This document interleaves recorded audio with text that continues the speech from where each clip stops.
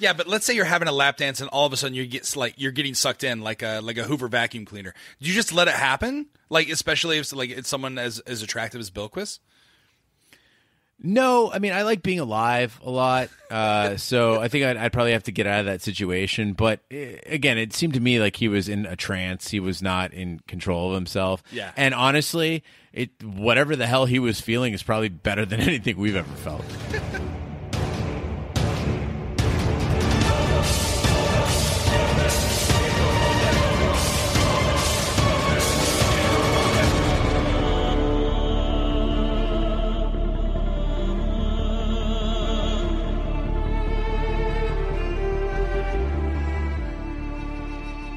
Welcome back to Shat on TV, American Gods Edition, the unofficial podcast companion piece to the hit Starz series, American Gods.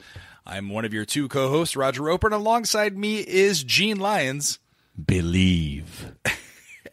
And this is our fan email episode where we look back on this week's episode of American Gods and provide our feedback for the top listener emails of the week in a segment we are now calling the American Gods Confessional. This week's episode was entitled The Bone Orchard. You spent an hour Is it orchard or orchard? Orchard. It's orchard, right? Okay. Yeah, like an apple orchard. You're from Florida. Come on. We have groves. Oh, we have groves. That's right. Well, you spent an hour listening to our ideas on Tuesday's Deep Dive. Now it's our turn to hear from you. Gene, I tell you what, we did Westworld, and the fan email response was outstanding. We were getting like 150 emails a week. It was crazy. Taboo, it was like it trickled in. It was like a creek of emails, right? For the first week of American Gods, the amount of emails has been great. Not only has the amount of emails been great, but the length of the emails is proportionate to the staccato nature of the action in American Gods. Like, Westworld was very long narrative, drawn out and thoughtful, and you gave us these very long emails that were like pages and pages. American Gods emails, these things are like short, sweet, to the point, and full of punch. I love them. Yeah. What I love best about the American Gods is we're getting viewers that were with us in Westworld, skip Taboo, and are happy we're back. I can't tell you how many emails we received that were like, hey, we're so glad to be back. Like, we missed out on Taboo. It really wasn't for us. But now American Gods, we're back on board. And it's neat seeing names that we haven't seen since October, November. Yeah, I admittedly was kind of reluctant to do another email podcast just because of the fact that, again, it's like another demand on the time, and are people really listening to it and all that stuff. You convinced me, and beyond that, once I started reading these, it was like being back on the first day of school. I was like seeing all the old faces, high-fiving everybody, virtually high-fiving everybody. So really glad to see all these old names, and yeah, especially people who like skip Taboo and are glad that we're back with American Gods. All right, so if you've never listened to any of our email episodes, here's how the format goes. We are going to read I think we've got the top 5 emails of the week. Is that correct, That's Gene? correct. Okay, so we're going to do the top 5 email, but you can actually go to our website, shatontv.com, click on American Gods Confessional, read all the emails in their long form. Sometimes we truncate them for content and time and space and everything like that. So go there. You can join the conversation. Again, that website is shatontv.com. Gene, open up the confessional booth.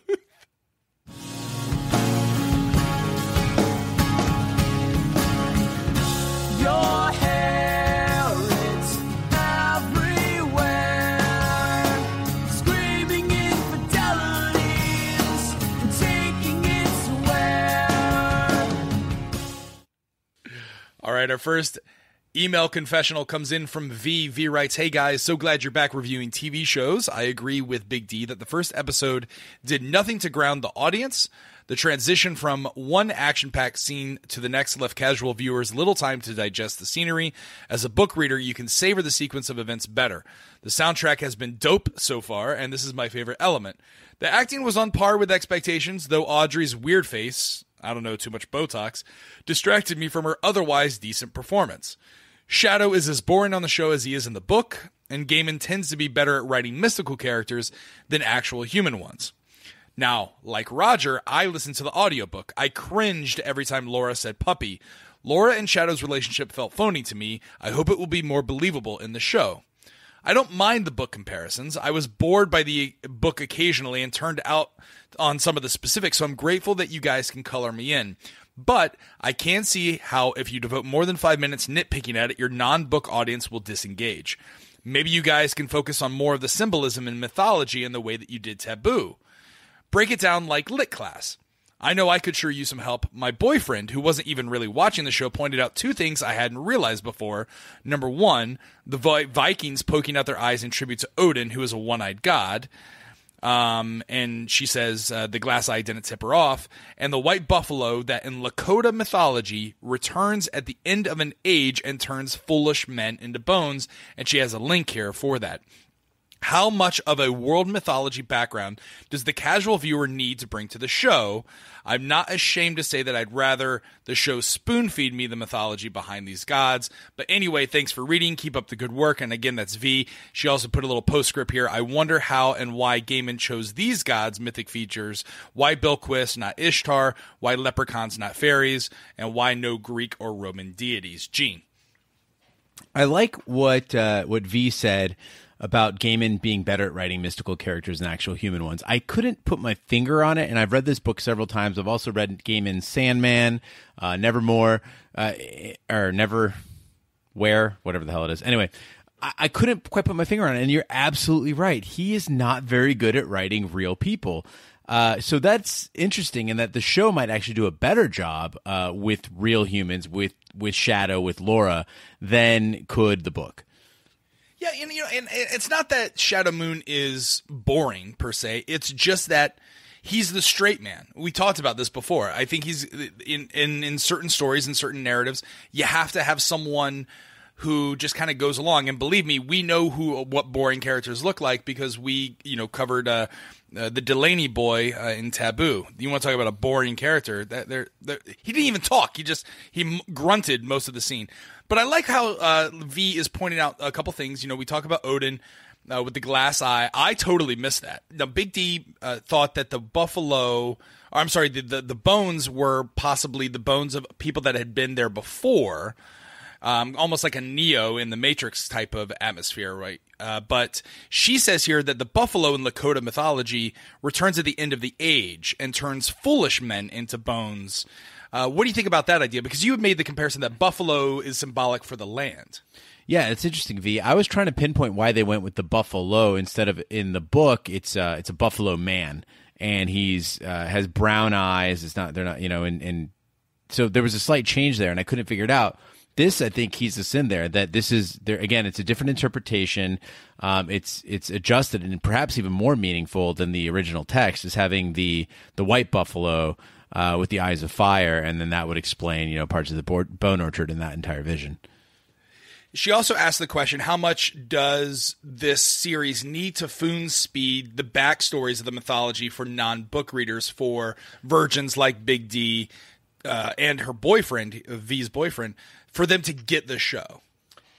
And I think what they're trying to do is, again, with the book, we have 700 pages under which this is going to unravel. They're trying to do this in television, and it's especially difficult because people will be chattering about it. So I think what they try to do is really space out these revelations, and therefore they're not going to give you too much. But I do have faith that by the end of season 1, they will be very clear about the mythology and where people came from and all that. In fact, I'm really hoping that they don't go straight to exposition where Bilquis is going to have a conversation and go, I was the Queen of Sheba, blah, blah, blah.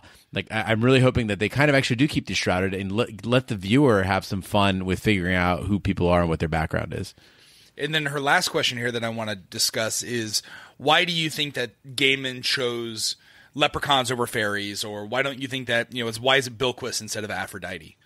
Yeah, I really can't figure that part out. There doesn't seem to be rhyme or reason in the sense that Bilquis, essentially the Queen of Sheba, is not really even a god. I mean, if you look in history, there are some, depending on the culture in Africa or the Mediterranean that you examine, you can have different explanations for the Queen of Sheba. She's viewed in different ways, but never really quite rises to the level of deity. So that's interesting. Same with leprechauns. They're not really deities. I don't think there was a ton of leprechaun worship. They were just seen as a type of wood fairy. So right. It is curious, V. I don't know if there really is an answer to that. And as far as the lack of Greek and Roman, there actually will be in the show a Roman deity coming at some point. Stay tuned. V, thank you so much for writing in. The next confessional email comes in from Melissa. Melissa writes, first of all, I did read this book. I immensely enjoy being a smug reader of A Song of Fire and Ice while watching Game of Thrones, but I find myself wishing that I had not read American Gods before going into the TV adaptation. For me, the joy and frustration of Neil Gaiman's writing in the two novels I've read, Neverwhere and American Gods, has been the constant confusion of what is actually going on. These stories are completely set in our world, and the fantasy elements come on so subtly we are unsure of what is reality and what isn't until we can work out the new view of the world we live in. This is why I enjoy the lack of world building in this first episode to comment on the virgin viewer's perspective. Things will start to make sense to us as they start to make sense to Shadow. This is a good call on behalf of the show as it gives us the same sense of, I don't understand what's happening, just go with it, that we get in the book through Shadow's first-person perspective. I also want to touch on the eye thing you guys come back to a couple times in the deep dive episode. Big D is asked if it would make a difference if Mr. Wednesday had a scar or a fake eye, because Wednesday has a fake eye in the book. On the plane with Shadow, Mr. Wednesday says, I have an eye for these things, just the one, and points to his left eye. A subtle and very curious callback to the Vikings vignette. Also, Mr. Wednesday says that he can fall asleep anywhere, which I find interesting. And again, this comes from Melissa. Interesting that she points out, Melissa points out about the onset of the discovery of the gods and how it's gradual. That is a smart choice on the part of the show. And what's interesting is, I think what Gaiman did, and I think the show will continue to do, is that these gods also have intensely normal behaviors, because you have to remember that these gods, most of them at least, predate the Judeo-Christian God. And so gods at the time had very human behaviors. And you'll see that. You'll see scenes where you've got, just like you had Mad Sweeney in the bar and Mr. Wednesday having to take a flight, you're going to see them eating at diners. You're going to see them, drinking, engaging in vices. These are not your clean, spiffy clean gods of the major 9 world religions. These are the old gods, and therefore they have old habits. Do you like that idea that gods like walk among us? Is this I find this idea fascinating, because I was always fascinated with the Roman and Greek gods and the stories of, when they took down the Titans, so to speak. And if you were to draw parallels to that same story, that's kind of what Gaiman is going for here, right? Where the old gods are kind of trying to take over the new gods, right? The new gods are the Titans, if I were to draw parallels. Yeah, it's so much more relatable to think of a god or a deity that has emotions like jealousy or has impulses like carnal desires. It makes them much more well-rounded. You can relate to them better, and there's more lessons to be learned there, right? Which is not to disparage, kind of the one and true God of many religions, but just to say that from a literary perspective, it's very interesting.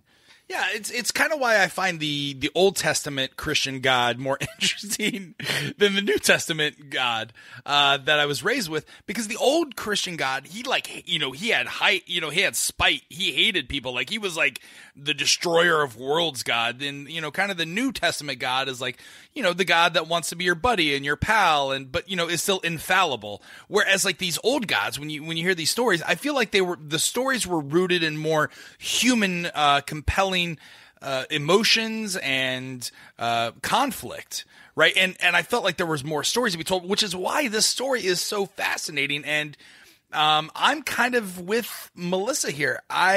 Even though I understand the story more and it gives me a little bit of smugness, I wish I could be watching this through the eyes of Big D. I wish I could be watching this for the first time. Oh yeah, because for those people, it's a lot like Westworld and Taboo, where they don't know what's coming next. They don't know how it's going to unfold, and they're piecing it together, bit by bit. Whereas for us, we're basically watching a story we've already been told unfold a different way. So I kind of, on our first episode, we talked a lot about ways that it wasn't true to the book. I kind of hope they do take some liberties, kind of like The Walking Dead did in its early days, to show me a different possibility, a different way the story could have played out. Yeah, and I do agree with you, Melissa, and I think we talked about this on the deep dive episode. We like the approach that the TV show is taking in that it's slowly unfolding. It's not doing an entire episode devoted to one god's backstory. Yeah, I would just I would hate that. I like the little vignettes that exist in the book and now also are adapted. Melissa, thank you so much for writing in. The next email confessional comes in from Christina. Christina writes in. I like listening to your opinions, and I for one am glad some of you read the books. I am actually a newcomer to the show and have not read the book at all, and I did not have a hard time following the premise. I sat and watched it with a few friends, and most of us had read the synopsis for the show, so most viewers, in my opinion, who sat down to the premiere should indeed have an understanding that this is a mythical show, and that Mr. Wednesday is a god who recruits Shadow Moon as a bodyguard for unknown otherworldly shit. I think the introduction of Mad Sweeney was an echo of that, as each god seems to reveal itself to the audience very seamlessly and are very direct in determining a god versus one that is not. The same with Tech Boy, of whom I am still unsure about performance-wise. He had the look, but I found that I would have preferred something else with this scene. It was the weakest of the episode for me. That being said, Bilquis is fascinating. The whole concept is. I think she is top tier in performances to look forward to, as she is both shy and sweet, but fierce. I find it ironic she uses Tinder sites to attract men to her, being most predators use the internet. It makes the most sense. I didn't get the idea she was a prostitute, though, only because she didn't request money, and that the date stated she's never had any, and the date stated he's never had anyone as beautiful as her for free. I did not once, however, feel sorry for the man, because there was a willingness in him to prostrate himself before him to bed. I'm curious to see if her targets are people who are prone to throw away their lives for the concept of love and beauty, and are thus more inclined to worship her. I still find a hard time feeling empathy for her victim, although I might need to re-examine myself for that. In terms of lynching as a black woman, that was a little hard to watch. I'm just going to say that because I do feel that it's something that was important to the show. I think hanging him definitely referenced back to Odin, and the visual with the blood was great, so I won't say it wasn't necessary. But I also find it interesting that Tech Boy isn't necessarily a villain in the novel, as there is a certain sinister association with new technology these days that may compel in the show for a more modern spin. Overall, I bought in immediately, and I can't wait for the next episode. And again, this comes from Christina. So there's a lot to unpack here. Great email, Christina. Gene, your thoughts? People gravitate toward different characters in this, and we said that before the show even released. I think in our first recording we talked that there's somebody in there for everybody. You're going to find that character that you latch onto. So for me, again, I found Bilquis fascinating as well. The sexuality of it, that need to be worshipped in a different way. Each god has their own way of being worshipped as well. As far as the hanging goes, Raj, it came up several times in the show. You had it, the gallows were presented in the prison scene. They're presented in this scene. You see gallows all the time, and again, relating back to Odin as the gallows god. So there is this little symbolism where, again, we hailed that sort of thing in Westworld, seeing a motif repeated throughout the show. So this might be something that extends throughout the entire series. Yeah, in terms of Bilquis, the idea, like, and in the synopsis and all the pre-show notes, they mentioned that she was a prostitute. In the series, or in the first episode, there's no money exchange. So do you think that's going to be a switch on the show? Do you think that they're just going to make her kind of a modern day dating deity? Yeah, I don't know if she's a modern day dating deity, but I don't think she's going to be a prostitute in the show. And that is something that was very explicit in the book, that she even, there's a scene, the first scene where Bilquis appears, the guy actually is to put, light a candle, put the money underneath it. Like, there's an entire ritual to it. Sure. That was completely discarded in this, and I think that's fine. Initially, I had a reaction to it where it changes the nature of who she is, but that's okay. Maybe we're going to get a look at a different type of person. What do you think of this idea of, if I'm a god of love, if I'm Bilquis, is it predatory to think that I'm searching out people who are just desperate for love and desperate for beauty and thus more inclined to worship her? Like, is it you called it almost predatory in the deep dive, but now are you backing off of that statement? No, I still think so. I saw her victim. I disagree with Christina on this one. I saw her victim as very much a victim. He several times tried to slow things down. He several times, told her that it was okay, that he wanted to see her again, that he didn't want to rush things. So they were very much tipping their hat to the fact that this guy seems to be an okay guy, until he does make that statement where he says, I've never touched anything as sexy as you without having to pay for it. So that does show that, he's I took that, though, that could be a lap dance, and who hasn't had a lap dance? Yeah, but let's say you're having a lap dance and all of a sudden you're getting sucked in like a Hoover vacuum cleaner. Do you just let it happen? Like, especially if it's someone as attractive as Bilquis? No, I mean, I like being alive a lot, so I think I'd probably have to get out of that situation. But again, it seemed to me like he was in a trance. He was not in control of himself. Yeah. And honestly, whatever the hell he was feeling is probably better than anything we've ever felt. It was almost like being eaten by a boa constrictor. Like I was reminded of that old Shel Silverstein poem, "I'm being eaten by a boa constrictor," and I don't like it very much. No, all right. The lynching, though, talking about the Odin. So we talked about the inconsistencies in the book, in that the gallows, the scene didn't exist. There was no gallows. There was no hanging on the beach, right? And if Odin is the gallow god, why didn't they go and do that? Why was there this war? You seemed it was unnecessary, but sprinkled throughout the show, they did show images of the noose all the way up to the tech boy scene at the very end where he is being hanged. Did you like that? Did you not like that? It seems that they are dropping hints. Yeah, that bothered me because, again, the motif, I get it, that they're trying to incorporate it, but again, it would have been more powerful. The prison part didn't make any sense. It was forced. It would have been more powerful if it was in the original scene of the opening, and then also, happen anywhere else. Because in the book, it does naturally, the noose shows up in several different places, and then the entire hanging scene. Again, we've been told by several listeners who wrote in that it will make sense in the next episode. But it's something that was added in, and so anything that's added in, I'm always going to be on the fence until I see how it's executed and what it leads to. And she says that she didn't like Tech Boy. She liked the style of him. The substance was a little bit lacking for her. Yeah, I got to disagree. This wasn't the Tech Boy that I imagined, but I thought it was pretty well executed. It was very modern. It was relevant. We got it. It wasn't a dated, because again, this book was written, early 2001. And so it would have been a very dated, impression of technical boy if they just showed a 2001 technical boy with a flip phone and, whatever else. I really love that technical face hugger. I thought that was really cool. And the idea of the virtual reality and, with the way that things are going now in the video games and experiences. So, thank you so much for writing in. The next confessional email comes back from one of our favorite listeners. It's Coach Marcus. He writes in, and we're back. I've been waiting this for a while, fellas. I listened to the audiobook last month and knew this show was going to be deep.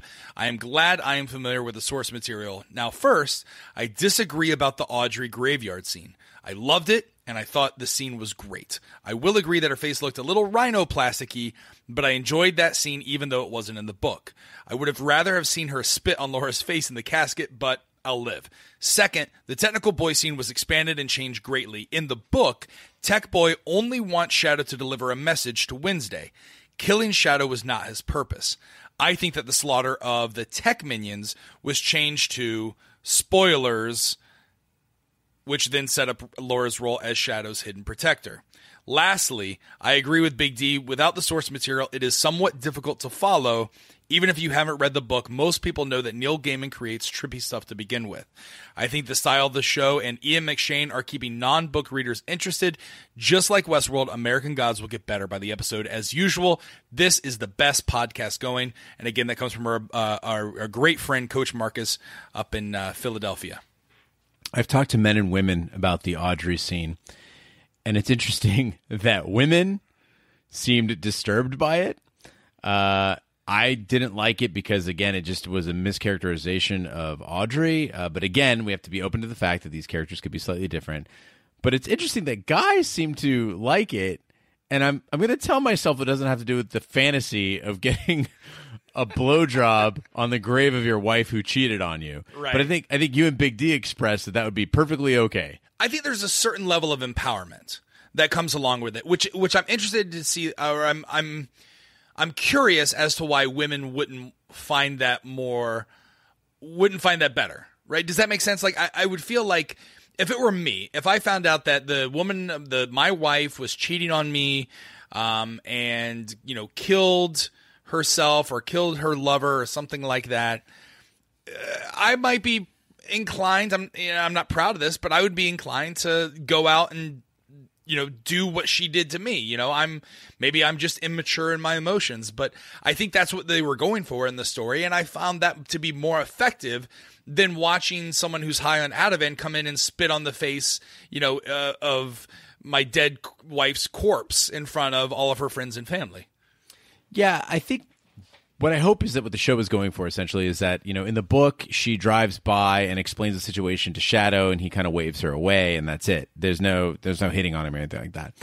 I think what the show is trying to do is really demonstrate the decency of Shadow Moon and how emotionally attached he is to Laura. That even the anger and the pain of being betrayed doesn't make him hate her and that he's still sort of true to her, and also that he's just a decent human being who is more emotionally deep than he is sexually driven. Yeah, I think you hit the nail on the head right there. The producers of the show are going for, they want to establish, especially in the opening scene, you have to establish your characters, right? And so for, if I'm viewing the show for the first time, I want to see that Shadow Moon isn't a jerk. He's not going to give in, even though, he just got out of prison, and the woman who he's been talking to on collect calls for the last 3 to 4 years is not the woman that he thought in his mind. And that plays heavily on your mind, right? Luckily I've never been to prison or been, torn away from someone for such a long time, but that would prey on your emotions. That would devastate someone. And so I think they're definitely trying to establish it. This guy, he's a solid dude. It would have been, think about this though, how different a show would have been if he was just like, yeah, all right. Yeah. It would have been like the most uncomfortable scene in television. Like, well, this is happening. Yeah. Thanks, Coach, for writing in. Keep those emails coming. Our last and final confessional email comes from Edward L. Edward L. writes in, great job with the podcast, guys. I did have a minor disagreement on the topic of Easter eggs. While Westworld layered in clues in one way, American Gods just took a different path. For example, there were very subtle references to Odin, the gallows god, through the rest of the episode, all tying back to the first scene. And he gives examples. The first one, the other prisoners in the yard showing Shadow a noose, foreshadowing a Shadow, but a nod to the audience. Number 2, Mr. Wednesday points out to Shadow that he only has one good eye, which refers back to the blinding scene. Number 3, when Technical Boy has his goons hang Shadow, again, gallows, the result being either Laura's summoning to assist him and possibly both intervention from Mr. Wednesday because of the act of hanging. True, if you're familiar with the source material, it jumps out more, but newbies can pick up on these too. Again, well done. Looking forward to further episodes of your show and podcast. And again, that comes from Ed L. Gene. So Ed's absolutely right. And we've talked about this before, how the noose has been the gallows have been sprinkled throughout the show. Interesting point that he makes, though, that I didn't think about until Ed wrote in, so thank you, Ed, for writing in, is the fact that the end of that episode was a cliffhanger for everyone to enjoy. Whether you've read the book or not, we're just like, what the fuck just happened? Like where's this blood coming from? What's going on? And so I think it's actually a really smart move by the show creators to go, you know what? We're not going to make everything obvious to anybody. And even if you've read the book, before, you're not watching a play being acted out for the 20th time. We just threw something at you that you can't explain until it comes back. And at the same time, we gave you enough hints there where you kind of get an idea of where it's going. So really well executed. And I had no concept of that until Ed wrote in. So kudos. Yeah, and I think also one thing that we're going to have to look out throughout the entire show, and I'm excited about, is if they take this same thing that they did with the gallows god, with the noose and sprinkling that in, are they going to continue that with other gods? Are they going to do that with other episodes? And that's one thing you're going to have to continue to look at, because there's things in, upon second viewing that I didn't catch in the first episode, and I like that. It's almost in the same vein of Westworld. So did you catch Big D's imaginary Revolutionary War hats on the guys? No, I still didn't catch that. I thought they were wearing Daft Punk. Yeah, I think Big D is dabbling in the synthetic toad skins. That's right. That's absolutely correct. Ed L., thanks so much for writing in. Keep your emails coming. That's all the emails that we have. That's the top of the confessionals that we have for this week's episode. If you want to write in, if you have ideas, if you have theories, if you like stuff about the show, write in. Our email address is hosts@shadontv.com.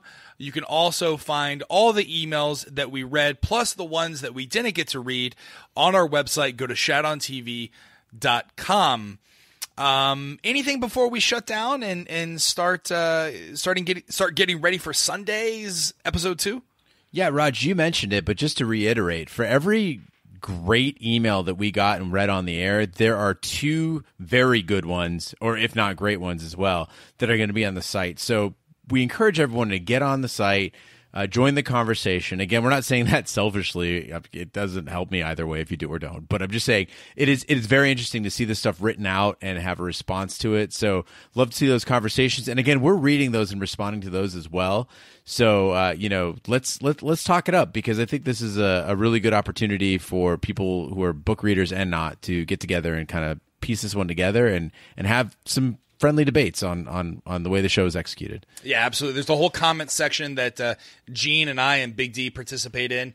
But even if you don't go to the website, we're everywhere on social media. We're on Twitter, Snapchat, Instagram. We're at Shat on TV. You can also find us on Facebook at just search for Shat on TV Podcast. A lot of you have connected with us there, and we love that fan interaction. So please keep that up. We're everywhere fine podcasts can be found, including iTunes, Google Play, Stitcher, YouTube.